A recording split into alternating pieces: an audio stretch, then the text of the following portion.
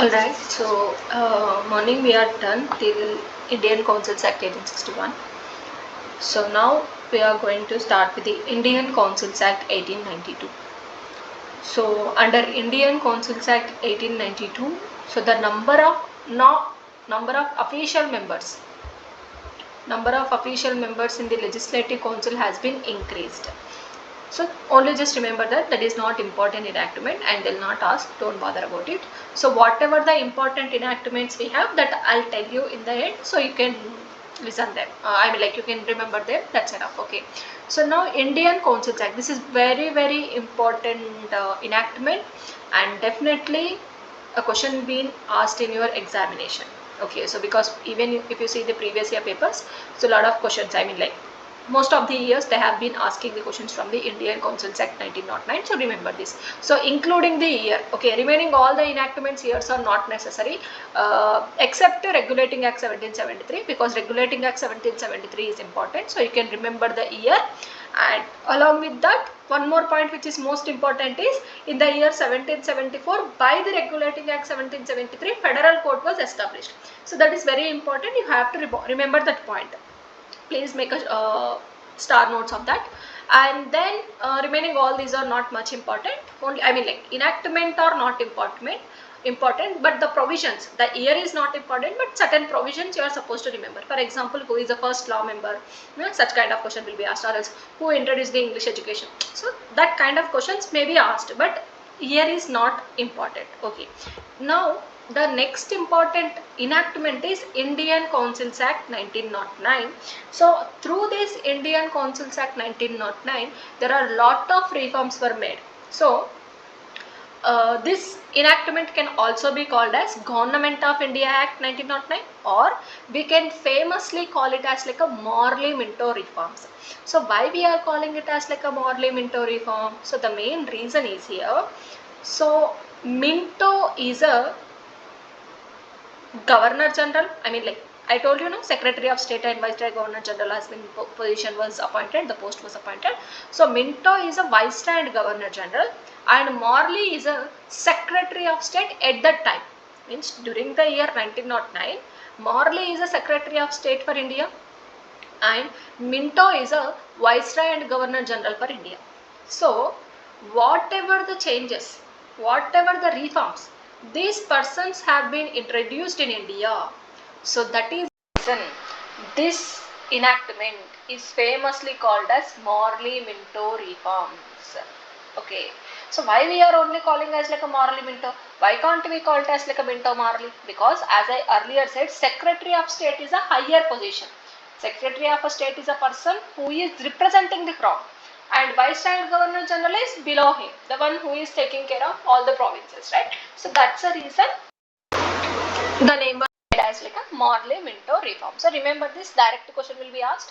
Which of the following enactment is called as Morley-Minto reforms? Options are Government of India Act 1909, Government of India Act 1990, Indian Constitution 1861, Government of Act 1892. So the answer is Government of India Act 1909.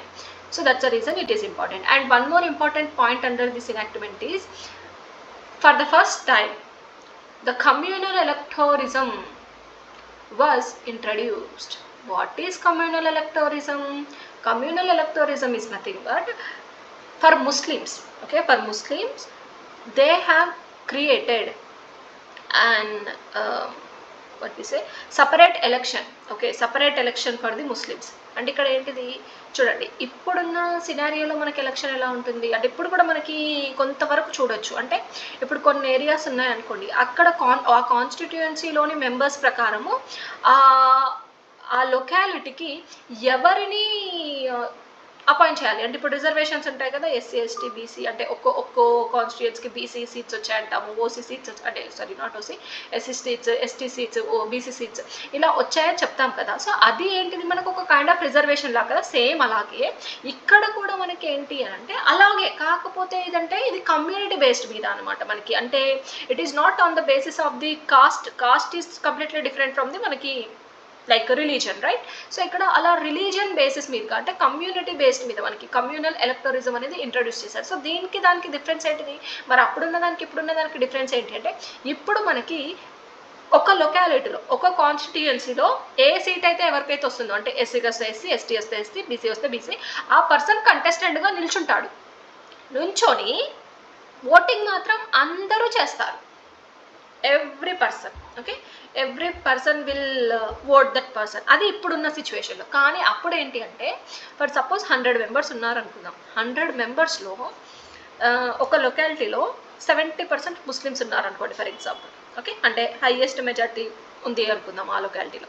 So ఇప్పుడు అక్కడ ఏంటంటే కేవలం ముస్లిం పర్సనే contest చేయాలి, Muslim person మాత్రమే voting ఇవ్వాలి. Remaining 30% other community persons ఉన్నారు కదా, maybe Hindu or maybe Christian or maybe Parsi or whoever it may be, so they are not having that right. అది డిఫరెన్స్ అక్కడికి ఇక్కడికి. సో అందుకే Minto will be called as like a father of communal ఎలక్టోరిజం.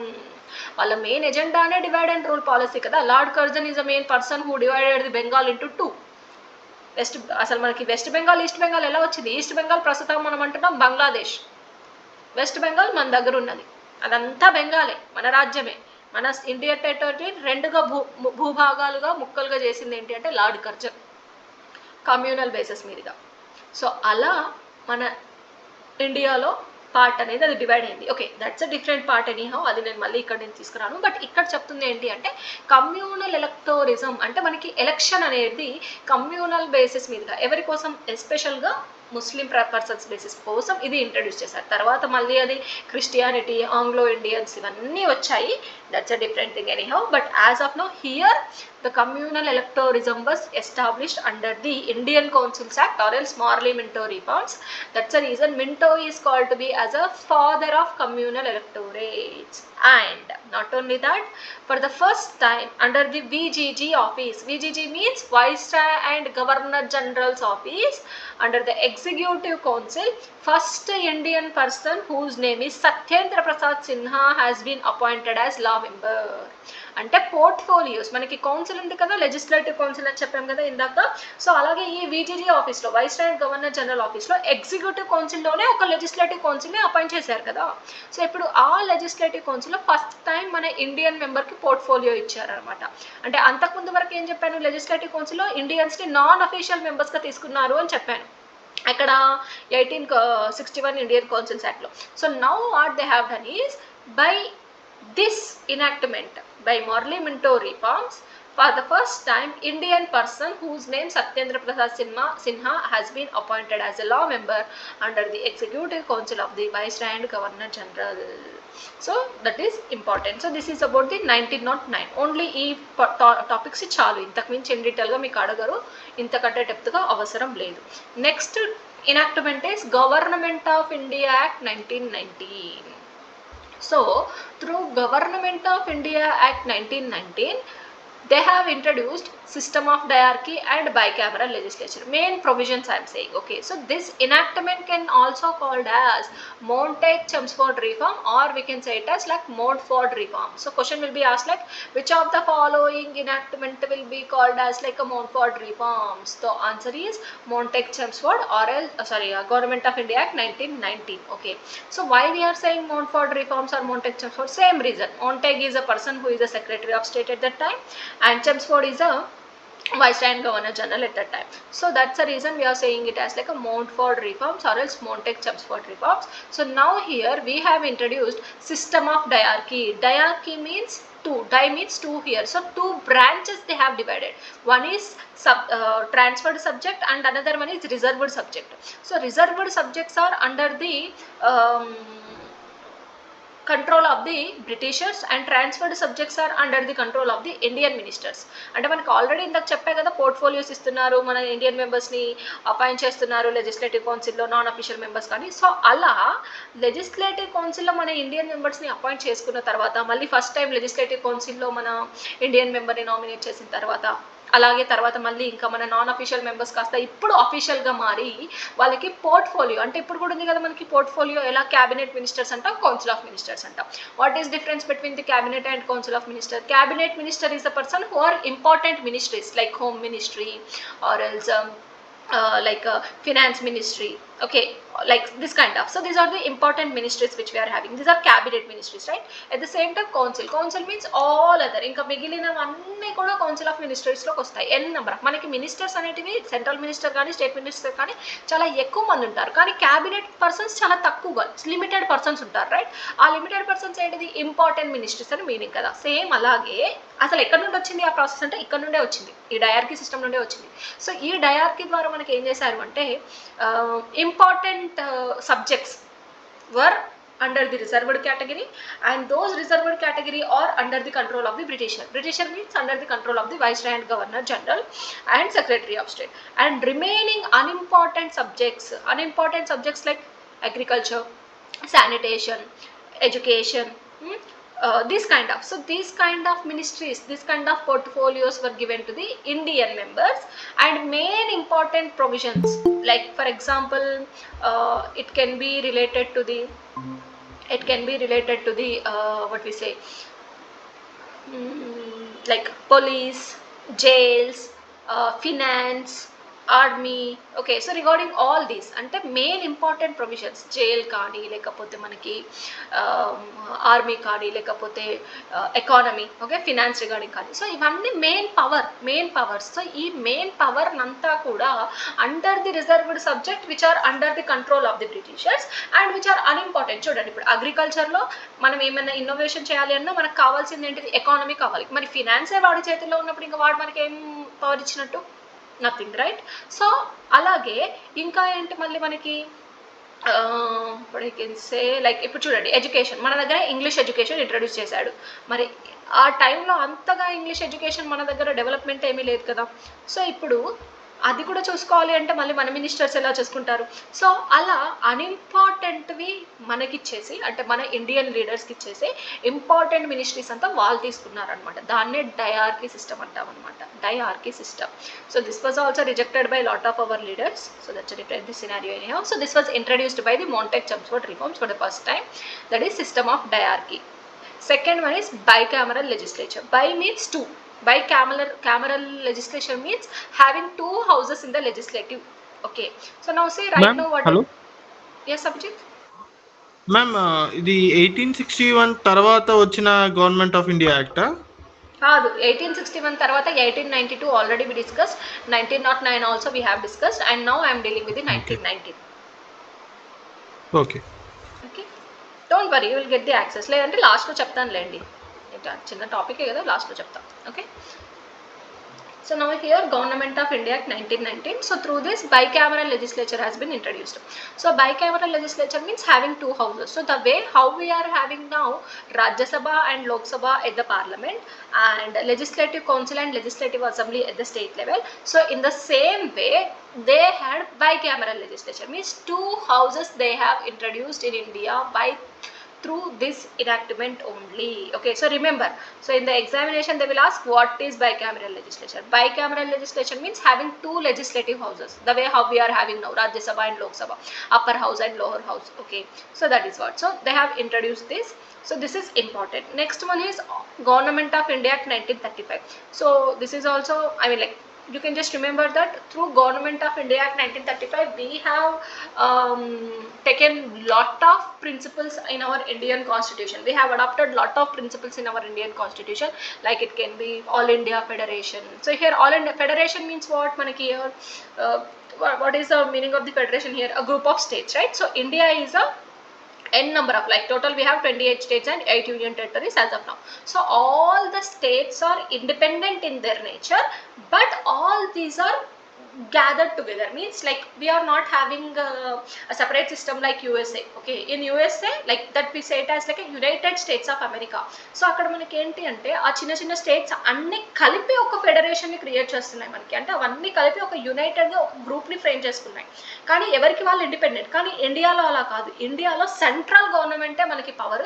So ఒక centre అంటే మనం నేషన్ని డిఫరెంట్గా divide చేయట్లా, మనం కంట్రీని ఇండియా అని అంటాం, కానీ అదే యూఎస్లో చూస్తే డిఫరెంట్ స్టేట్స్కి మెయిన్గా అన్ని ఒక్కొక్క స్టేట్స్ అన్ని కూడా ఇప్పుడు చూడండి లాస్ వేగాస్ కానీ లాస్ ఏంజల్స్ కానీ కాలిఫోర్నియా కానీ సో ఇవన్నీ కలిపి మనకి ఒక యునైటెడ్ బాడీగా వాళ్ళు క్రియేట్ చేసుకున్నారు.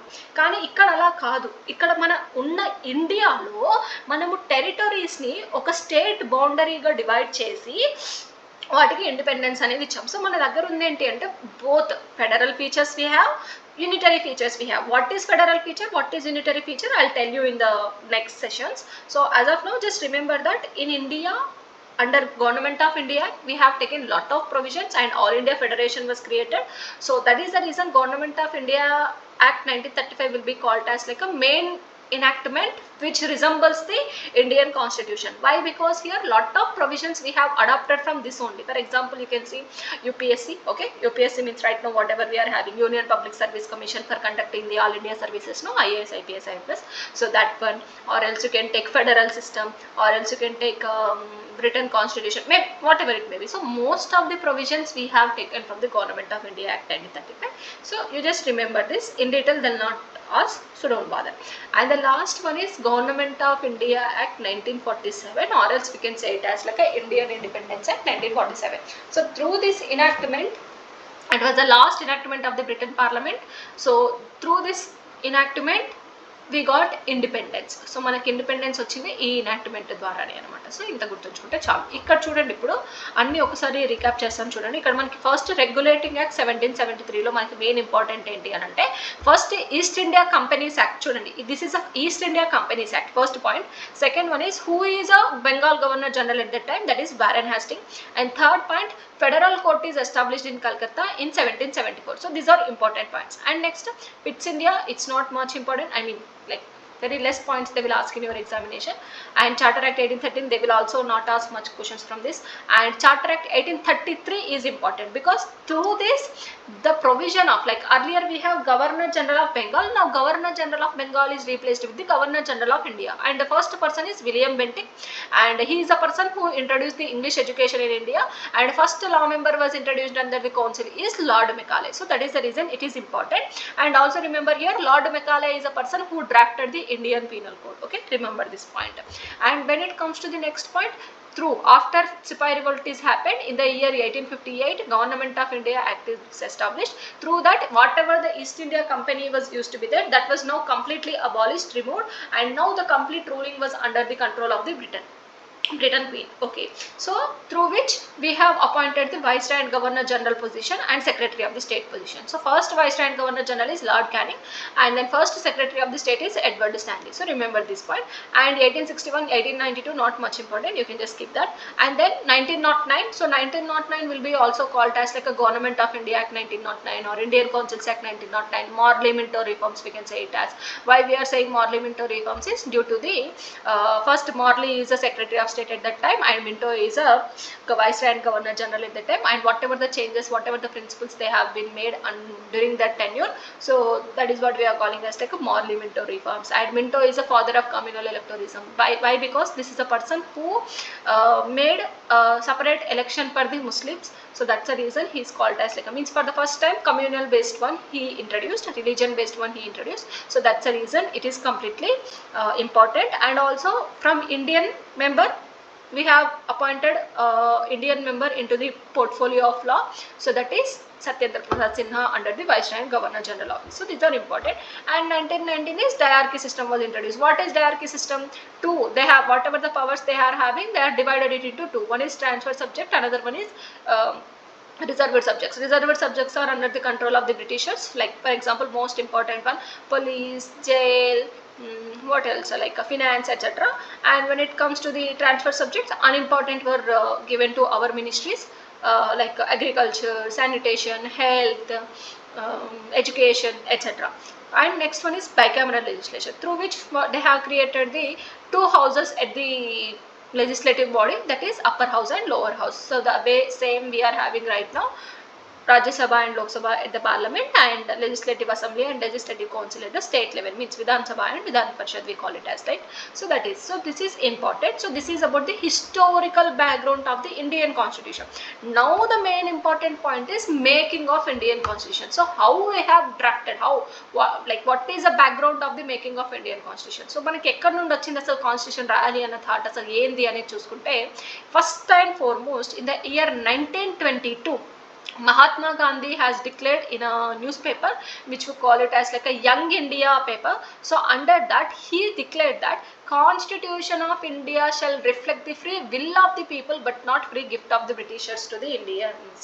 So constitution means, we know, like we discussed, right, it is a set of rules, a body of principles, a basic document, a fundamental document which governs the individuals and the society, means how the individuals should behave towards the society, towards others, and how the government should impose rules and regulations over the individuals, and the linkage, the relationship between the people and as well as the government. So that is the basic document we are calling as like a constitution, right, like a body of principles. So now such body of principles, such Constitution of India shall reflect the will of the people, means we should create our own law but not it is a gift of the Britishers. So that is what held in 1922. Mahatma Gandhi has given a statement in the Young India paper. And after that, in the year 1928, Nehru, so whenever the all party meetings were conducted, so then Nehru has given a report that we want dominion status. What is dominion status? Dominion status in the sense we will rule our own country, అంటే మా కంట్రీని మేమే rule చేసుకుంటాం, మేమే అధికారంలోకి ఉంటాం, మేమే పవర్లోకి ఉంటాం, కానీ మెయిన్ ఫైనల్ అథారిటీస్ మీరే. సో అంటే లైక్ సింపుల్గా చెప్పాలంటే సామంతవాదం అనమాట. సామంత రాజులు అంటాం కదా, ఏ సామంత రాజులు ఏం చేస్తారు, మెయిన్గా ఒక చక్రవర్తి ఉంటాడు, ఆ చక్రవర్తి కింద మిగతా రాజులందరూ, చిన్న చిన్న రాజులందరూ వాళ్ళ భూభాగాన్ని వాళ్ళు రూల్ చేసుకుంటారు కదా, అలా అనమాట. సో మా రాజ్యాన్ని అంటే మా ఇండియాని మేమే రూల్ చేసుకుంటాము, but we're under the control of you అని చెప్పేసి డొమినియన్ స్టేటస్ కావాలి అని చెప్పేసి అడిగారనమాట నెహ్రూ రిపోర్ట్ 1928లో. కానీ Britishers not accepted that, they rejected it.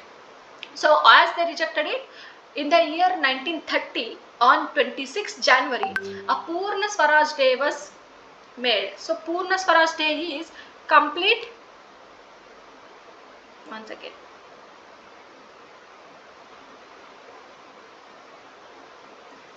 alright. So now here in the year 1930, a Purna Swaraj Day was happened. What is Purna Swaraj? Purna Swaraj means complete freedomness.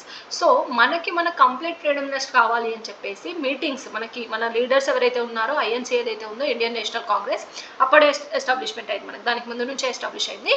So ఆ Indian national Congress ఏం చేశారు అంటే మనకి ఒక లాహోర్లో, okay, Lahore అనేది place అనమాట మనకి. So లాహోర్లో మనకి ఏంటి అంటే మన ఫ్లాగ్ని హాయిస్ట్ చేశారు, అప్పుడే మన ఫ్లాగ్ని నిర్మించారనమాట. సో ఆ ఫ్లాగ్ని ఫర్ ద ఫస్ట్ టైం, తెలుసు కదా మనకి మన ఫ్లాగ్ ఎవరు చేశారు, పింగళి, చెప్తారా ఎవరు? పింగళి వెంకయ్య. ఎగ్జాక్ట్లీ, పింగళి వెంకయ్య. సో అతను మనకి ఏంటి అని అంటే మన ఫ్లాగ్ని, నేషనల్ ఫ్లాగ్ని తయారు చేస్తారు కదా. సో ఇప్పుడు ఆ నేషనల్ ఫ్లాగ్ని ఏంటంటే లాహోర్లో హాయిస్ట్ చేస్తారనమాట. అంటే ఇంకా మాకు కంప్లీట్ ఫ్రీడమ్నెస్ రావాలి, ఇంకా మాకే రూల్ ఉండాలని చెప్పేసి ఎడ్యుటేషన్. సో అందుకే దాడి రిమెంబరెన్స్ కానీ మనం చేసుకునేది ఏంటి అంటే రిపబ్లిక్ డే తర్వాత. ఎందుకు అంటే మన కాన్స్టిట్యూషన్ మనం 26 జనవరి రోజు అడాప్టేషన్ చేసుకున్నాం. We have made it in to the effectiveness. So మనకి కమెన్స్మెంట్ అయ్యింది కాబట్టి మనం కాన్స్టిట్యూషనల్ అంటే మన కాన్స్టిట్యూషన్ డే కానీ, లేదు అంటే we can say it as like republic day. మనం రిపబ్లిక్ డే అనేది సెలబ్రేట్ చేసుకుంటాము. ఎనీహౌ, మళ్ళీ కాన్స్టిట్యూషన్ డే అంటే మనకి మళ్ళీ లా డే వస్తుంది, అది ఎప్పుడు అంటే మనకి 26 నవంబర్, అది డిఫరెంట్, మళ్ళీ టాపిక్ వచ్చినప్పుడు చెప్తాను. సో ఇక్కడ ఏంటి అంటే పూర్ణ స్వరాజ్ డే మనం సెలబ్రేట్ చేస్తాం అనమాట. సో ఆ తర్వాత మనకి ఏంటి అంటే అప్పటికే ఇంకా 1935 టైంకి మనకి ఏంటంటే సెకండ్ వరల్డ్ వార్ స్టార్ట్ అవుతుంది అనమాట. So when the second world war has been started, so our leaders, means without our permission, without our leaders permission, Britishers has unanimously announced that India is going to fight on behalf of the Britishers. So now our leaders has rejected. So our leaders are completely saying that like no, we are not going to support the Britishers anymore in the second world war. మనకు బాగానే బుద్ధి వచ్చింది, మీరు చేసిన కథలన్నీ చాలరా నాయన, ఇంకా మాకొద్దు, మేము మీకు పడము, ఇంకా మీకు హెల్ప్ చేయమని చెప్పేసి మన వాళ్ళు రిజెక్ట్ చేసేసారు. ఆబ్వియస్లీ మన లీడర్స్ రిజెక్ట్ చేశారంటే ఇంకా మన వాళ్ళు ఎవరు పార్టిసిపేట్ చేయరు. సో ఇక్కడ మనకి ఏంటి అంటే దానికోసమే వాళ్ళు ఏం చేశారు, డెఫినెట్గా మన హెల్ప్ లేకపోతే బ్రిటిషర్స్ అక్కడ గెలిచే సిచ్యువేషన్ లేదు. సో వాళ్ళు ఏం చేశారు, the cent August offer.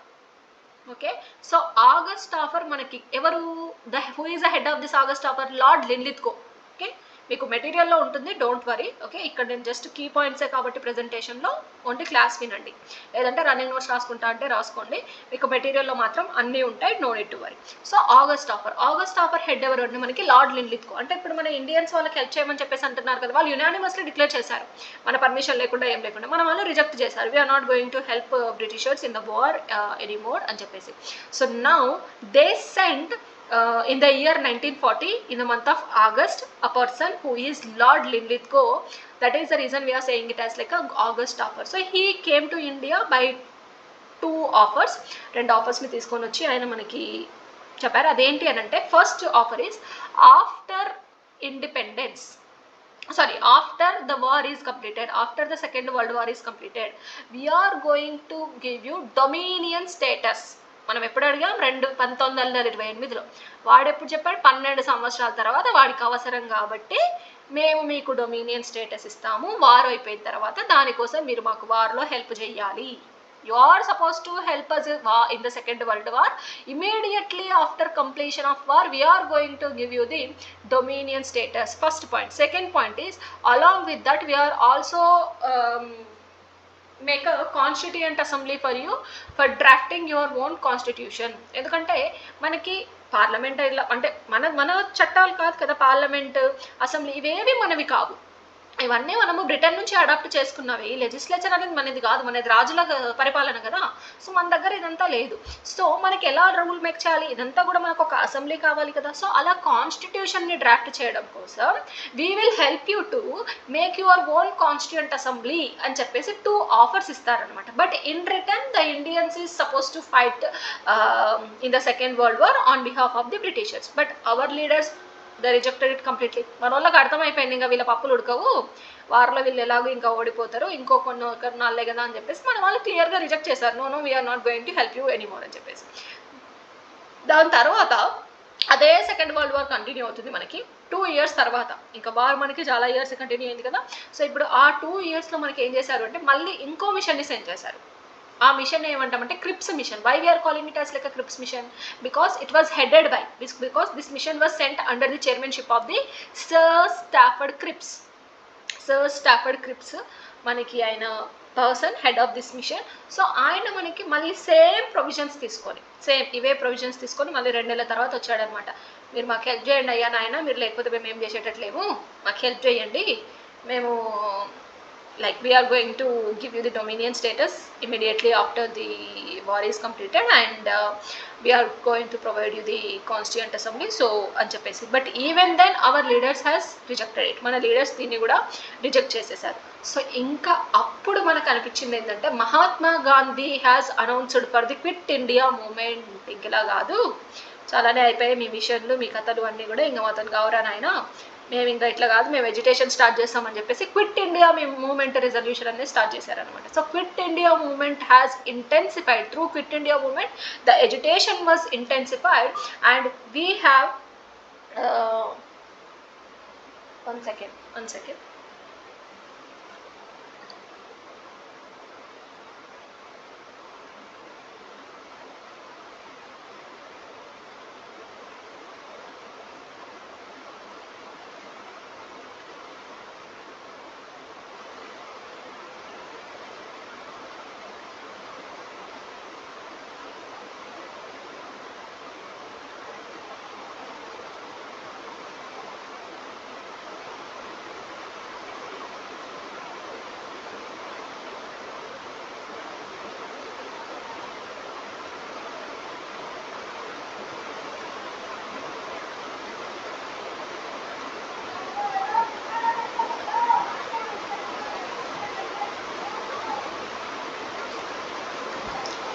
All right, so here see, quit India movement was made by the Mahatma Gandhi.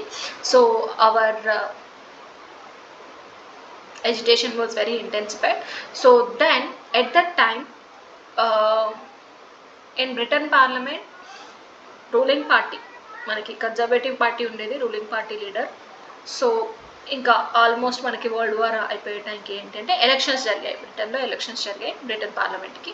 So అప్పుడు మనకి ప్రైమ్ మినిస్టర్ ఎవరు ఉండే అంటే విన్స్టన్ చర్చిల్.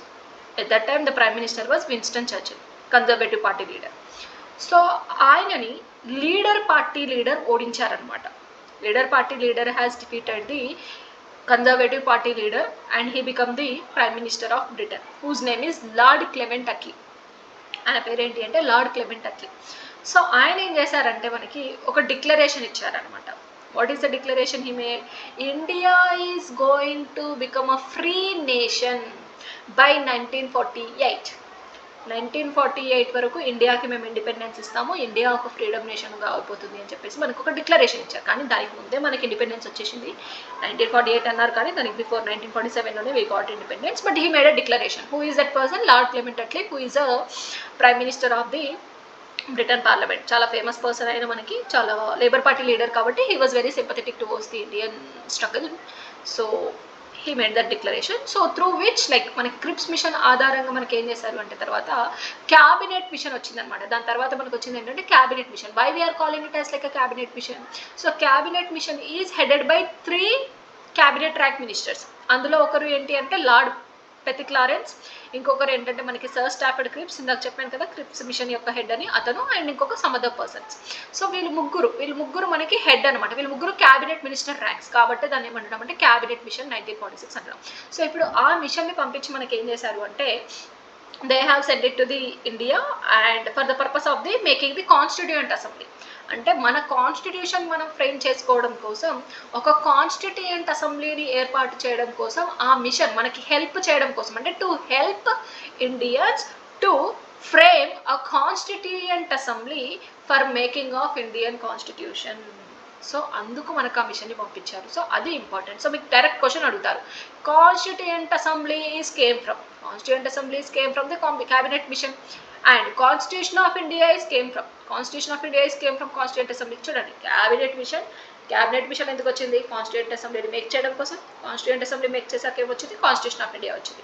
సో ఇది ప్రాసెస్ అనమాట. సో ఇది డైరెక్ట్ క్వశ్చన్ అడుగుతాడు మనకి. So cabinet machine was frame for the cabinet mission was sent to the India for the purpose of framing the constituent assembly and through which we have made the constitution of India. Okay, so ఇది మనకి main topic. So దీని తర్వాత మనకి 1946లో elections జరిగాయి అనమాట. ఈ cabinet machine ద్వారా మనకి ఏంటి అంటే కాన్స్టిట్యూయెంట్ అసెంబ్లీని మేక్ చేయడం కోసం ఎలక్షన్స్ జరిగాయి. ఎలా జరిగాయి ఎలక్షన్స్? డైరెక్ట్ ఎలక్షన్స్ కాదండి, ఇండైరెక్ట్ ఎలక్షన్ అంటే నామినేటెడ్ పర్సన్. అంటే మనకి ఇండియన్ నేషనల్ కాంగ్రెస్లో నుండి మెంబర్స్ని నామినేట్ చేశారు, పీపుల్ని రిప్రజెంట్ చేస్తారు. అంటే ఇప్పుడు మనము ఇండైరెక్ట్ ఎలక్షన్ జరుగుతుంది కదా. ఇప్పుడు ఫర్ సపోజ్ మన ప్రెసిడెంట్ ఆఫ్ ఇండియా అనుకోండి, మనం ఎలక్షన్ చెయ్యము, ప్రెసిడెంట్ని మనం ఎన్నుకోము.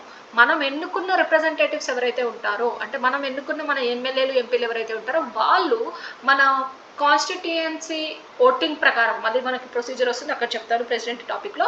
సో మన కాన్స్టిట్యుయెన్సీ ఓటింగ్ ప్రకారం ఏంటి అంటే అక్కడ వాళ్ళు మనల్ని రిప్రజెంట్ చేస్తారు. ఆ ఓటింగ్ ఆధారంగా మన ప్రెసిడెంట్ ఆఫ్ ఇండియాని మనం ఇండైరెక్ట్ సింగిల్ ట్రాన్స్ఫరబుల్ ఓట్ ద్వారా ఎన్నుకుంటాం. సేమ్ అలాగే ఇక్కడ కూడా క్యాబినెట్ మిషన్లో ఏంటంటే మనకి ఇండైరెక్ట్ ఎలక్షన్స్ అనేది జరిగింది.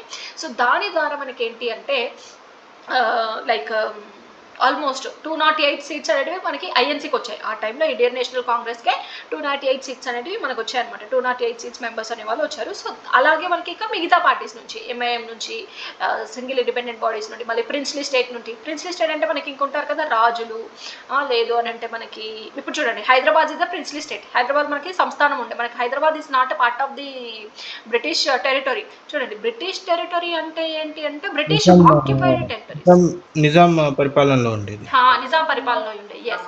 సో మనకి బ్రిటిష్ టెరిటరీ అంటే బ్రిటిష్ ఆక్యుపైడ్ ప్లేసెస్లోవి, అండ్ ప్రిన్స్లీ స్టేట్ అంటే ఏంటంటే మనకి రాజుల పరిపాలనలో ఉండేది. అలా మనకి హైదరాబాద్ సంస్థానం మనకి ఏంటంటే నిజాం పరిపాలనలో ఉండే. అలా ఇంకా కొన్ని వేరే ప్లేసెస్ కూడా ఉన్నాయి. So I'm not going to history background anyhow. So అలా మనకి ప్రిన్స్లీ స్టేట్స్ నుంచి కొంతమందిని నామినేట్ చేశారు, రాజుల నుండి, జమీందార్స్ నుంచి, వీళ్ళ నుండి కొంతమందిని నామినేట్ చేశారు. సో అలా మనకి కాన్స్టిట్యూయెంట్ అసెంబ్లీ అనేది, ఇక్కడ నంబరింగ్ మీకు అవసరం లేదండి, మీరు మళ్ళీ ఫస్ట్ సెమిస్టర్ ఆఫ్ యువర్ ఎల్ఎల్బిలో చదువుకుంటారు. సో ఇక్కడ జస్ట్ మనకి ఏంటి ప్రాసెస్ అనేది చాలు, ఎందుకంటే మీకు historical background, making of constitution నుండి 2 క్వశ్చన్లు వస్తాయి. ఆ 2 కూడా వస్తే రావచ్చు, ఎండలేదు. It depends.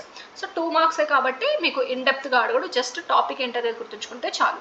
సో ఇక్కడ కాన్స్టిట్యూయెంట్ అసెంబ్లీని ఫ్రేమ్ చేశారు. సో ఈ కాన్స్టిట్యూయెంట్ అసెంబ్లీ ఎలక్షన్స్ ఎప్పుడు జరిగాయి? 1946లో జరిగాయి. 1946 తర్వాత మనకి December maybe 9th, it's 9th only.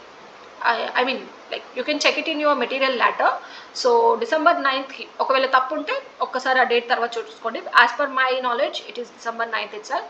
So December 9th మనకి ఏంటి అంటే ఫస్ట్ మీటింగ్ అనేది కండక్ట్ చేశారు. అంటే ఇప్పుడు మనకి కాన్స్టిట్యూయెంట్ అసెంబ్లీ అయిపోయింది కదా, ఎలక్షన్స్ అయిపోయాయి కదా, మెంబర్స్ని నామినేట్ చేసేసుకున్నాం కదా, 208 సీట్స్ ఐఎన్సీకి వచ్చాయి, మిగతా కొన్ని సీట్స్ అంటే టోటల్ 389 మెంబర్స్ని అపాయింట్ చేసాం కాన్స్టిట్యూయెంట్ అసెంబ్లీలో. అంటే strength of the constituent assembly I'm talking about. Total 389 is a strength of the constituent assembly. So ఆ టోటల్ స్ట్రెంత్లో అంటే ఇప్పుడు మనకి మన దగ్గర చూసుకుంటే మన తెలంగాణలో 117 మన స్ట్రెంత్ కదా, అలాగే మన పార్లమెంట్లో చూసుకుంటే 500+ మన స్ట్రెంత్ కదా. సో అలాగే అప్పుడు మనకి 389 మెంబర్స్ ఏంటి అని అంటే members of the constituent assembly members అనమాట మనకి. సో దాంట్లో 208 సీట్స్ ఐఎన్సీకి అండ్ రిమైనింగ్ సీట్స్ మళ్ళీ మనకి ప్రిన్స్లీ స్టేట్స్ నామినేటెడ్ మెంబర్స్ అలా అనమాట. అందులో మళ్ళీ కొంతమంది ఏంటి అంటే మనకి డివైడ్ అయింది కదా, ఇండియా పాకిస్తాన్ డివైడ్ అయింది కదా, డివైడ్ అయిన దాంట్లో అందులో సగం మంది వెళ్ళిపోయారు, కొంతమంది ఆల్మోస్ట్ 90+ మెంబర్స్ వెళ్ళిపోయారు, రిమైనింగ్ మెంబర్స్ మన కాన్స్టిట్యూయెంట్ అసెంబ్లీలో ఉన్నారనమాట. సో ఇప్పుడు వీళ్ళందరూ కలిసి మనకి మీటింగ్ అనేది కండక్ట్ చేశారు. సో అలా మనకి first meeting was held on December 9th, 1946. అక్కడి నుండి ఆ రోజు 9th డిసెంబర్కి మనకి ఏంటంటే ఫస్ట్ ప్రోటెం స్పీకర్గా మనకి అంటే ప్రోటెం ప్రెసిడెంట్గా ఒక పర్సన్ అపాయింట్ చేశారు. ఆయన మనకి ఎవరు అంటే సచ్చిదానంద సిన్హా. చూడండి ఇక్కడ పేరు గుర్తుంచుకోండి, doctor Sachchidananda Sinha is a pro tem president or temporary president of the constituent assembly 9th డిసెంబర్కి. తర్వాత మళ్ళీ 2 రోజుల తర్వాత ఇంకో మీటింగ్ చేశారు. ఆ మీటింగ్లో మనకి ఏంటి అంటే ఇతను టెంపరరీ కదా, తర్వాత 2 రోజుల తర్వాత ఏంటి అంటే యునానిమస్గా అందరూ కలిసి మనకి ఒక ప్రెసిడెంట్ని కాన్స్టిట్యూయెంట్ అసెంబ్లీకి ప్రెసిడెంట్గా ఎన్నుకున్నారు. ఆయన ఎవరంటే డాక్టర్ బిఆర్ రాజేంద్ర ప్రసాద్. అందుకే తర్వాత మనకి మన ఫస్ట్ ప్రెసిడెంట్ ఆఫ్ ఇండియా ఆయనే అనమాట, బిఆర్ రాజేంద్ర ప్రసాద్. సో ఈయన మనకి కాన్స్టిట్యూయెంట్ అసెంబ్లీ యొక్క ప్రెసిడెంట్గా యునానిమస్గా ఎన్నుకున్నారనమాట. సో వీళ్ళు ఎలక్షన్ మనకి అయిపోయింది 9th డిసెంబర్ నుండి, మీరు క్యాలిక్యులేట్ చేసుకోండి. సో ఇలా ఇక్కడి నుండి మనకి ఏంటి అంటే డ్రాఫ్టింగ్ కమిటీని వాళ్ళు ఏర్పాటు చేయడం జరిగింది. అలాగే ఇంకా కొన్ని కమిటీస్ అంటే ఈ కాన్స్టిట్యూయెంట్ అసెంబ్లీలో మనకి కొన్ని committees, house committee, drafting committee, fundamental rights committees, minorities committees, అవన్నీ మీకు ఎగ్జామ్లో అడగడు కాబట్టి నేను ఇన్ డీటెయిల్గా వెళ్ళట్లేదు. బికాజ్ ఇందులో మనకి చాలా తక్కువగా అడుగుతారు కాబట్టి I'm not going in detail. But definitely you will study all this in your LLB first semester, no need to worry. Okay, so మనకి కమిటీస్ అనేటివి అంటే మనం అంటూ ఉంటాం కదా, doctor B R Ambedkar is a person who is frame worker of the Indian constitution అని చెప్పేసి. ఆయన ఎందుకు అంటే మనకి డ్రాఫ్టింగ్ కమిటీకి chairman, he is a person who is a drafting committee chairman. కానీ ఇట్ డజంట్ మీన్ ఆయన ఒక్కడే ఉన్నాడు అని కాదు, చాలా కమిటీస్ ఉన్నాయి మనకి.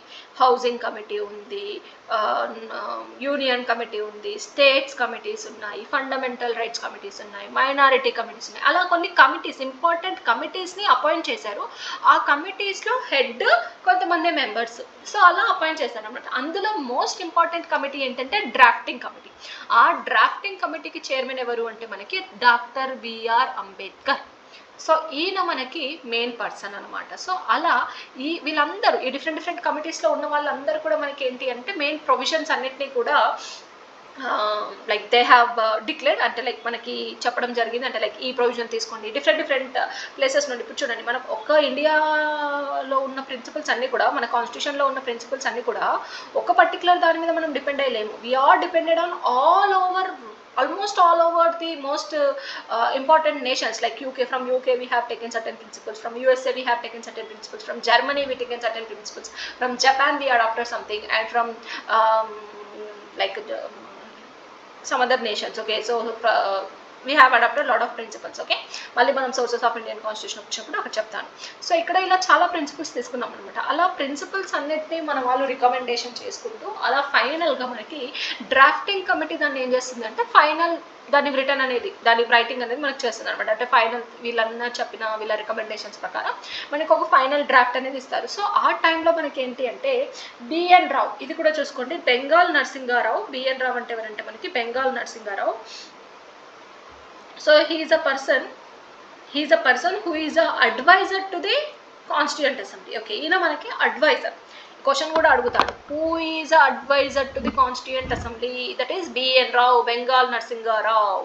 సో ఆయన మనకి అడ్వైజర్ అంటే ఇప్పుడు ఈ అంతా కూడా కాన్స్టిట్యూయెంట్ అసెంబ్లీ ఇప్పుడు మనకు ఫ్రేమ్ అయింది కదా, కమిటీస్ ఫ్రేమ్ అయ్యాయి కదా, సో వీటన్నిటిని అడ్వైజ్ చేయడానికి ఆయన ఒక మెయిన్ పర్సన్ అనమాట. సో అలా మనకి ఏంటి అంటే ఈ కమిటీస్ అన్నీ ఏర్పడి మనకి టోటల్ ఇండియన్ కాన్స్టిట్యూషన్ రాయడానికి it took 2 years 11 months 18 days. మీరు కౌంట్ చేసుకోండి, ఎప్పటి నుండి 9th December 1946 నుంచి 26 November 1949 వరకు మీరు కౌంట్ చేసుకోండి పీరియడ్ అనేది. So it took total 2 years 11 months 18 days to complete our Indian constitution, to draft our Indian constitution. So finally on 26 November 1949 Indian constitution was completed. మరి Indian constitution 26 నవంబర్కి అయిపోయింది కదా, మరి ఎందుకు 2 నెలలు వెయిట్ చేసాము అంటే due to the Purna Swaraj day. On the remembrance of the Purna Swaraj day which is held in 1930 on 26 January, we waited for 2 more months and we made Indian constitution into effectiveness from 26 January 1950. చూడండి ఇక్కడ question అడుగుతారండి మీకు, అది చాలా చాలా important. అదేంటి అంటే Indian constitution was enacted on, చూడండి ఇనాక్టెడ్ అని అడిగితే 26 November 1949 పెట్టండి. పిల్లల్ని కన్ఫ్యూజ్ చేయడానికి చాలా సార్లు ఇదే క్వశ్చన్ అడుగుతున్నాడు ఎగ్జామ్లో. enacted ani adigite, if the question is been asked when the Indian constitution has been enacted, remember it is on 26 November 1949, and when it is came into effectiveness, when it is came into commencement is from 26 January 1950. తేడా అది. ఎందుకు wait చేసాం 2 months అంటే ఇప్పుడు చెప్పా కదా, due to the Purna Swaraj day which we did in Lahore on the remembrance of it we waited for 2 more months and we adopted our Indian constitution on 26 January. That is the reason we are celebrating the Republic Day. Republic Day గణతంత్ర దినోత్సవం. ఎందుకు republic day? Complete freedom వచ్చింది అంటే constitution, ఇప్పుడు కాన్స్టిట్యూషనే లేదు, ఒక main mother లానే లేదు. Constitution is a mother law, it's a fundamental law of this nation. Mother లానే లేనప్పుడు ఇంకా మీకు ఎక్కడ మనకు రూల్ చేసుకోవడానికి ఏమీ లేదు కదా. సో అలా కంప్లీట్ ఫ్రీడమ్నెస్ అనమాట ఇంకా మనకి రిపబ్లిక్ డే అంటే కంప్లీట్ ఫ్రీడమ్నెస్ అన్నట్టుగా. సో అలా మనకి ఇండిపెండెన్స్ వచ్చింది, అందుకే 2 చేసుకుంటాం మనం. ఇండిపెండెన్స్ ఏమో August 15th చేసుకుంటాము, రిపబ్లిక్ డే ఏమో January 26th చేసుకుంటాం. అది రీజన్, ఎంతమందికి తెలుసో నాకు తెలియదు, బట్ అది రీజన్ మనకి ఇది రావడానికి. సో లా డే, మీకు ఈ క్వశ్చన్ కూడా అడుగుతాడు, law day is celebrated on 26 November. Okay, so remember this. So ఇది మనకి మెయిన్ టాపిక్. సో దీంట్లో మనకి ఒరిజినల్గా when the Indian constitution was drafted, at the time we had total 395 articles and 8 schedules and 22 parts. So these 395 articles are divided into 22 parts and 8 schedules were drafted. And later, now, as of now, we have total 470 articles with all the amendments. I am saying latest update it is. కొన్ని books మీరు ఏమైనా బయట కొన్ని బుక్కులు కొంటే మాత్రం అందులో 465 అనే ఉంటుంది నెంబర్ ఆఫ్ ఆర్టికల్స్. ఈవెన్ మన నోట్స్ కూడా కొంచెం అవుట్డేటెడ్, ఎందుకంటే లాస్ట్ ఇయర్ ప్రిపేర్ చేసింది కాబట్టి అందులో మేబీ ఐ అప్డేటెడ్ 465 అనుకుంటా, అంటే అది 2 years బిఫోర్ మెటీరియల్ మనది కాబట్టి అందులో ఏమైనా ఒకవేళ తప్పు ఉంటే అది అప్డేట్ చేసుకోండి. 470, okay, latest with all the amendments now we're having articles 470. అది అప్డేట్ చేసుకోండి నోట్స్లో తప్పు ఉంటే. Okay, and we have total 12 schedules and 25 parts. Okay, so now we are having total 25 parts, 470 articles and 12 schedules. ఇది కూడా అడుగుతారు direct examination లో. So ఈ షెడ్యూల్స్ ఇంపార్టెంట్. మ్యామ్ చెప్పండి అభిజిత్. మ్యామ్ ఇప్పుడు like constitution came in to force వచ్చినప్పుడు 395 articles, 8 schedules, 22 parts ఉన్నాయి. ఇప్పుడు 470 ఆర్టికల్స్, 12 షెడ్యూల్స్, 25 పార్ట్స్ ఉన్నాయి. సో ఇది అంటే ఇప్పుడు ఈ ఆర్టికల్స్ మారుతూ ఉంటాయి కదా, ఇది సిచ్యువేషన్స్ ని బట్టి మారుతూ ఉంటాయా లేకపోతే యాన్యువల్ గా మారుతూ ఉంటాయా? అమెండ్మెంట్ ప్రకారం మన ఇండియన్ కాన్స్టిట్యూషన్లో మనం అమెండ్ చేసిన దాని ప్రకారం మనం ఏవైతే ఇన్సర్ట్ చేస్తామో కాన్స్టిట్యూషన్లో on the basis of it will change. ఎందుకంటే మనది ఏంటి అంటే రూల్ అనేది ఎప్పుడైనా law shall not be static, law should be dynamic, because the society is, as the society grows, definitely the law has to be changed according to the circumstances. So అలా మనకి emerge అయినవే ఏంటంటే ఈ కొత్త new 4 more schedules and also 4 more like remaining 470 articles we are having. So అది మనకి amendment ద్వారా మనకున్న present static కాదు కదా, మనకి లా అనేది static, law never be static. అందుకే ఒక్కసారి లా ఫీల్డ్లోకి వచ్చినామంటే జీవితాంతం చదువుడే ఉంటుంది. ఏదో చదివేసుకున్నాము, బుక్కులు చదివేసుకున్నాం అన్నట్టు కాదు. కొన్ని వేరే మేబీ సైన్స్ డిపార్ట్మెంట్ ఇట్లా వేరే దాంట్లో ఎలా ఉంటుందో I'm not sure. But law is life long learning. ఎందుకు లైఫ్ లాంగ్ లెర్నింగ్ అంటే ప్రతిరోజు కొత్త చట్టం వస్తుంది, ప్రతిరోజు కొత్త రూల్ వస్తుంది, ప్రతిరోజు కొత్త అమెండ్మెంట్ వస్తుంది, ప్రతిరోజు కాన్స్టిట్యూషన్లో ఏదో ఒక కేసు వస్తూ ఉంటుంది. సో కాబట్టి ఇట్ ఈస్ ఇవాల్వింగ్, ఇది ఇంకా ఇవాల్వ్ అవుతూనే ఉంటుంది, అప్డేట్ అవుతూనే ఉంటుంది. కాబట్టి ఆ సర్కమ్స్టాన్సెస్ బేసిస్ మీదుగా మనకు వచ్చే కొత్త ఆర్టికల్స్ అనేవి ఉంటాయి. ఆల్రైట్. సో దీనికి ఇప్పుడు ప్రెసెంట్ రీసెంట్లీ అమెండ్ అయిన కాన్స్టిట్యూషన్ మనకి దొరుకుతుందా? ప్రతి దాంట్లో మీకు అమెండ్మెంట్ లేటెస్ట్ అప్డేట్స్ మీరు తీసుకుంటూ లేటెస్ట్ వాటిల్లో అన్నిట్లో ఉంటాయి. ఓకే. మనకి మెయిన్ ఒరిజినల్ ఇనాక్ట్మెంట్ ఒకటి ఉంటుంది. మీరు బేర్ యాక్ట్ తీసుకుంటే ఒరిజినల్ బేర్ యాక్ట్ 1949 బేర్ యాక్టే ఉంటుంది, 1950 బేర్ యాక్టే ఉంటుంది. కానీ తర్వాత వచ్చే అప్డేట్స్ అన్నీ కూడా మీరు బుక్లో చూసి, మార్కెట్లో మనకి కొత్త ఎడిషన్స్ రిలీజ్ అవుతాయి కదా, ఆ కొత్త ఎడిషన్స్ తీసుకొని మీరు చూసుకోవాలి. ఓల్డ్ ఎడిషన్స్లో ఉండవు. కొత్త ఎడిషన్స్ వచ్చిన వాటిల్లో ఇప్పుడు లేటెస్ట్ ఎడిషన్ ఏది ఉందనేది చూసుకుంటే దాన్ని బట్టి అమెండ్మెంట్స్ వస్తాయి. లేదు అంటే ఓల్డ్ ఎడిషన్ తీసుకుంటే కొత్తగా ఏం యాడ్ అయినాయి అనేటివి మీరు నోట్ చేసుకుంటే సరిపోతుంది. అందుకే మీరు ఇప్పుడు బయట ఏవైనా బుక్కులు కొంటే ఆ బుక్కులలో అవుట్డేటెడ్ ఉంటాయి, ప్రాపర్గా ఉండవు. అందుకే నేను అనేది ఏంటంటే మన మెటీరియలే మీరు ప్రాపర్గా ఫాలో అవ్వండి. బయట బుక్లు ఏవి అవసరం లేదు, నేను అప్డేటెడ్తో సహా మీకు చెప్తాను. కాబట్టి ఏమైనా ఒకవేళ మనది కూడా 2 years బిఫోర్ చేసిన మెటీరియల్ కాబట్టి అందులో ఏమైనా చేంజెస్ ఉంటే నేను చెప్తాను, మీరు వాటిని కట్ చేసి నోట్ చేసుకోండి అంతే.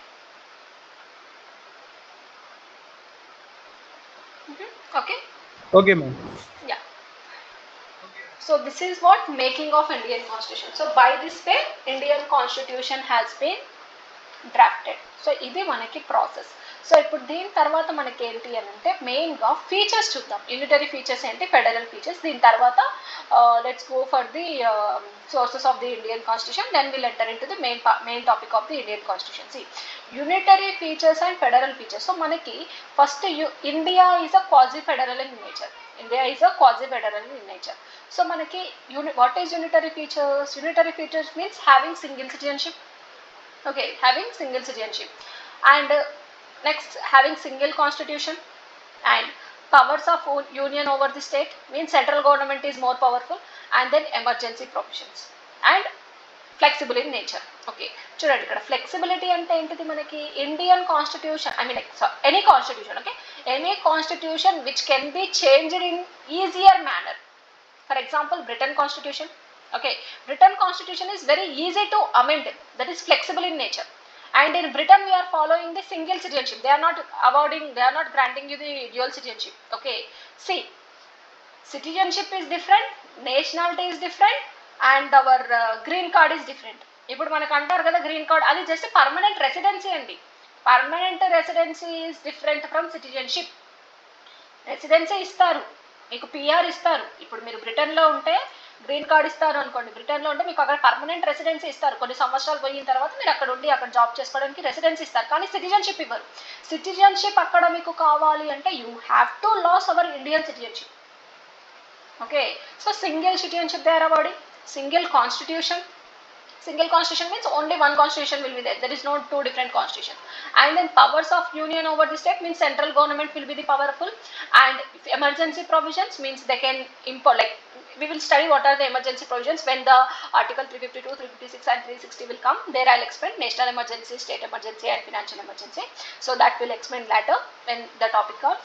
So our emergency provisions అనేటివి ఉంటాయి. సో అలాగే flexibility, easily they can amend the constitution. ఇలా ఏవైనా ఫీచర్స్ ఉంటే ఆ కాన్స్టిట్యూషన్ని అక్కడున్న కంట్రీ ఫీచర్స్ని ఏమంటామంటే యూనిటరీ ఫీచర్స్ అంటాం.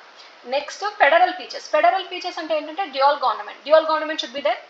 And between these dual government, distribution of powers must be there, written constitution must be there, supremacy of constitution must be there, rigidity of constitution must be there. See, dual government అంటే రెండు గవర్నమెంట్లు ఉండాలి, central government state government అనమాట. Distribution of power అంటే మనకి ఏంటంటే ఈ central government కి స్టేట్ గవర్నమెంట్ కి మధ్యలో లా మేక్ చేయడానికి పవర్ఫుల్ అనేది డిస్ట్రిబ్యూట్ చేస్తున్నాం, మనం పవర్ అనేది డిస్ట్రిబ్యూట్ చేస్తున్నాం. Return constitution means it must be in a single document, all the rules and regulations must be there. And supremacy of constitution means law will be the constitution will be the supreme over any other law. And rigidity means we cannot easily amend the constitution of India constitution. Okay, అలా ఉంటే మనకి ఏంటంటే federal features అంటాం. చూడండి మరి ఇప్పుడు India ఏంటిది, యూనిటరీయా ఫెడరలా? India is a quasi federal. Why we are saying it as like a quasi federal? Because India is following more federal features with slight unitary features. That's the reason Indian constitution is quasi federal in nature. చూడండి చూద్దాం, మనకి single citizenship ఉందా? Yes, మన ఇండియాలో single citizenship మాత్రమే ఉంది, dual citizenship లేదు. Dual nationality ఇస్తారు, నేషనాలిటీ వేరు, సిటిజన్షిప్ వేరు. సో సిటిజన్షిప్ మనకి ఇక్కడ ఏంటి అంటే ఇప్పుడు మనకి ఫర్ ఎగ్జాంపుల్ పర్సన్ ఆరిజిన్ ఉన్నారు అనుకోండి, పిఓఐస్ ఉన్నారు అనుకోండి, లేదు అంటే ఎన్ఆర్ఐస్ ఉన్నారు అనుకోండి, వీళ్ళు సిటిజన్సే, వీళ్ళు ఇండియన్ సిటిజన్సే. కాకపోతే ఏంటంటే వేరే కంట్రీలో పిఆర్ తీసుకొని వేరే కంట్రీలో వాళ్ళు అక్కడ రిసైడ్ అవుతున్నారు అంతే, రైట్. సో ఒకవేళ వాళ్ళు అక్కడ సిటిజన్షిప్ తీసుకున్నారు అనుకోండి, మన ఇండియాది ఆటోమేటిక్గా క్యాన్సిల్ అయిపోతుంది. మళ్ళీ మనకి పార్ట్ 2లో వస్తుంది సిటిజన్షిప్, అక్కడ చెప్తాను, అక్కడ థరోగా చెప్తాను మీకు టాపిక్స్. సో ఇక్కడ ఏంటంటే మన India is allowing only single citizenship, we're not having the dual citizenship concept.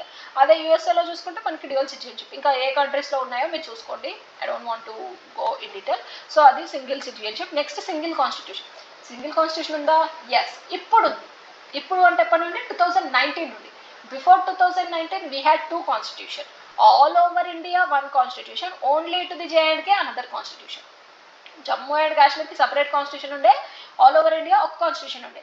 So రెండు ఉండే. ఇప్పుడు 2019 తర్వాత when the special status means article 35A and as well as article 370 of Indian constitution was abrogated, when it is cancelled, from then onwards we have only 1 constitution all over India including J&K. So that's the reason right now we are having single constitution. Next, powers of union over state.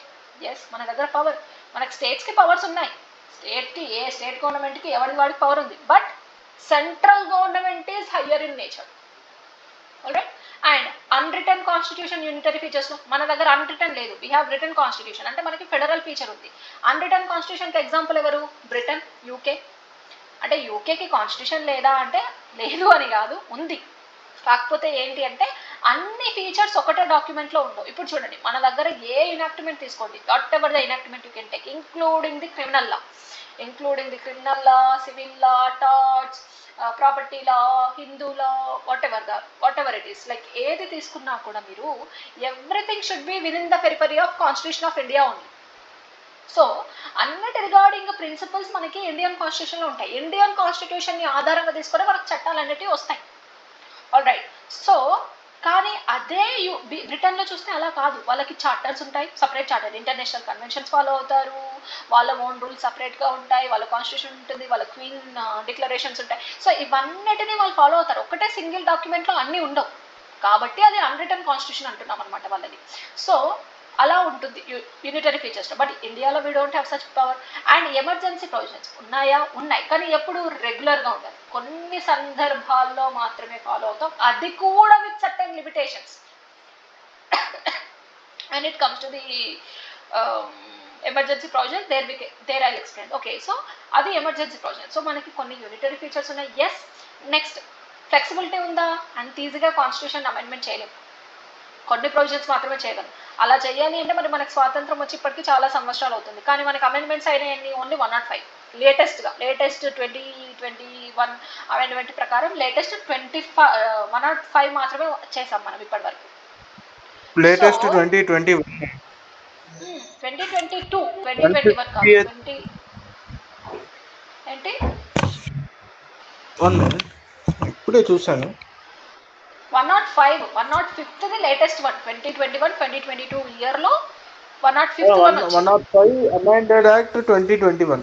2021 అదే, కానీ implementation 2020లో వచ్చింది. 2021 bill మనకు అది. So 2021లో మనకి అది ఫైనల్గా అనమాట. So మనకి టోటల్ 105 టైమ్స్ మాత్రమే చేసాం యాజ్ ఆఫ్ నౌ, అంతకుమించి లేవు. అటు తర్వాత వస్తాయేమో. సో మనకి ఇప్పటికీ 105. మళ్ళీ అమెండ్మెంట్ టాపిక్ వచ్చినప్పుడు అక్కడ చెప్తాను ఏవి ఇంపార్టెంట్ అమెండ్మెంట్స్, ఏవి గుర్తుపెట్టుకోవాలి, ఏవి ఎగ్జామ్లో అడుగుతారు చెప్తాను, అక్కడ చూద్దాం. సో మనకు అలా ఫ్లెక్సిబిలిటీగా లేదు. ఫ్లెక్సిబిలిటీ అయితే ఎన్ నెంబర్ ఆఫ్ స్టైల్స్ చేసుకోవచ్చు. ఇప్పుడు చూడండి, for example Britain constitution is flexible in nature. వాళ్ళు ఎన్నిసార్లు అమెండ్మెంట్ చేసుకోవచ్చు, ఏదైనా అమెండ్మెంట్ చేసుకోవచ్చు. మన ఇండియన్ కాన్స్టిట్యూషన్లో లాగా మళ్ళీ మనం ఇండియన్ కాన్స్టిట్యూషన్లో మెజారిటీస్ ఉంటుంది. Simple majority, special majority with ratification. Okay, amendment topic వచ్చినప్పుడు చెప్తాను ఇవన్నీ. సో సింపుల్ మెజారిటీ అంటే సింపుల్గా 50% ఓటిస్తే చాలు. స్పెషల్ మెజారిటీ అంటే 2/3 voting must be given. And special majority with ratification means 2/3 majority must be given in the parliament. Along with that, it has to be ratified by half of the states. So అలా ఉంటుందన్నమాట. So అందుకే Indian constitution is rigid in nature. అంత ఈజీగా అన్ని ప్రొవిజన్స్ని we cannot amend it. కొన్నిటిని మాత్రమే simple మెజారిటీతో చేయగలం అనమాట. So we're following more rigidity in nature and supremacy of constitution. Yes, our constitution is a supreme law, our constitution is a mother law. Every principle, every enactment, whatever we'll make, it should be within the periphery of our Indian constitution only. So that is federal feature. And yes, we are having Britain constitution. Our Indian constitution is lengthiest constitution in the world. ప్రపంచంలో ఎక్కడా కూడా మన Indian కాన్స్టిట్యూషన్కి మించిన పెద్ద constitution లేదు, మన Indian కాన్స్టిట్యూషన్కి మించిన అందమైన కాన్స్టిట్యూషన్ లేదు. అందమైన కాన్స్టిట్యూషన్ అంటే అంత మంచి ప్రొవిజన్స్ ఉన్నాయన్నమాట, అంత మంచి ప్రిన్సిపల్స్ ఉన్నాయన్నమాట. రియల్గా మనకి చాలామంది మన లీడర్స్ కూడా చెప్పారు, మన జడ్జెస్ చెప్పారు, అలాగే మన లా మేకర్స్ చెప్పారు, అంటే మన ఇండియన్ కాన్స్టిట్యూషన్ లా మేకర్స్ చెప్పారు. సో ఏంటి అని అంటే నా ఒపీనియన్ కాదు, ఈవెన్ నా ఒపీనియన్ కూడా అదే, వాళ్ళు చెప్పింది కూడా అదే. ఏంటి అంటే if our Indian constitution principles, especially the directive principles, the fundamental duties, the fundamental rights are properly executed, properly fulfilled, then Indian constitution and India is a heaven on earth. భూమి మీద స్వర్గం మన ఇండియన్ కాన్స్టిట్యూషన్, మన India. ఒకవేళ మనం అవన్నిటినీ కూడా ప్రాపర్గా implementation చేస్తాం. ఇక మన రాజకీయం ఎట్లుంటుందో మనకు తెలుసు కదా. మన వాళ్ళకి ఎంతసేపు తిన్నామా, ఎంతసేపు మన సంచులు వేసుకున్నామా, మన వాళ్ళని, మన ఫ్యామిలీని, మన వాళ్ళని చూసుకున్నామా అని సంపాదన మీద ఉంటుంది తప్పించి దేశాన్ని బాగు చేసే ఉద్దేశం ఎవరికి ఉండదు. అందరినీ అనట్లేదు, కొంతమందిని అంటున్నాను. అది మీరు మళ్ళీ దాన్ని ఎక్కడికో రాజకీయంగా తీసుకుపోకండి, జస్ట్ సింపుల్గా చెప్తున్నాను అనమాట, ఉన్న ఫ్యాక్ట్ మాట్లాడుతున్నాం. సో ఏంటి అని అంటే అది ఒకవేళ ప్రాపర్ అంటే మన ఇండియన్ కాన్స్టిట్యూషన్ ఈజ్ సింపుల్గా చెప్పాలి అంటే all over world it is the greatest constitution. మీరు ఎక్కడ పోయి చూసుకోండి, దునియాలో ఏడికన్నా పోండి, దుబాయ్ పోండి, యూకే పోండి, ఇటలీ పోండి, యుఎస్ఏ పోండి, కెనడా పోండి, జర్మనీ పోండి, ఆస్ట్రేలియా పోండి, ఎక్కడ పోయినా ఇండియన్ కాన్స్టిట్యూషన్ లాంటి ప్రొవిజన్స్ ఎక్కడ ఉండవు మీకు అంత. ఎందుకంటే India is a democratic nation. So మన ప్రజలకు ఇచ్చినంత ఇది ఏ కంట్రీలో మీకు అలా ఉండదు. కానీ మన వాళ్ళేమో ఇక మరి ఆపర్చునిటీలు లేవు, మన వాళ్ళు ప్రాపర్గా పట్టించుకోరు. దానివల్ల మనకున్న యూత్ అంతా, తెలివి ఉన్న పర్సన్స్ అంతా కూడా వేరే దేశాలకు పోతున్నారు, అక్కడ డెవలప్ చేస్తున్నారు. అదే డెవలప్మెంట్ ఇండియాలో జరిగితే అందరూ మన దగ్గర వచ్చి చేస్తారు. అది ఓకే. సో ఇక్కడ supremacy yes we have, and Britain constitution yes we have, and distribution of power. చూడండి, ఇప్పుడు మనకి స్టేట్ లెజిస్లేటివ్కి కొంత పవర్ ఇచ్చాము మన లాస్ మేక్ చేయడానికి, యూనియన్కి కొంత పవర్ ఇచ్చాము వాళ్ళు లాస్ మేక్ చేయడానికి, రెండింటికి కలిపి ఒక పవర్ ఇచ్చాము. మళ్ళీ మనం చదువుతాం, 7th షెడ్యూల్ వచ్చినప్పుడు చెప్తాను. సో ఇవి మనకి డిస్ట్రిబ్యూషన్ ఆఫ్ పవర్స్ ఉన్నాయా అంటే yes. Dual government yes, central government ఉంది, స్టేట్ గవర్నమెంట్ ఉంది. వీడి పరిధిలోకి వాడు రాడు, వాడి పరిధిలోకి వీడు వెళ్ళాడు, ఎవరికి వాళ్ళే. స్టేట్లో అయితే చీఫ్ మినిస్టర్, సెంట్రల్లో అయితే ప్రైమ్ మినిస్టర్. వాళ్ళ రూల్ వాళ్ళదే, వాళ్ళ స్కీమ్స్ వాళ్ళే, వాళ్ళ పాలసీ వాళ్ళదే. సో ఎవరి పరిపాలన వాళ్ళకే, డ్యూయల్ గవర్నమెంట్ ఉంది, డిస్ట్రిబ్యూషన్ ఆఫ్ పవర్స్ ఉన్నాయి.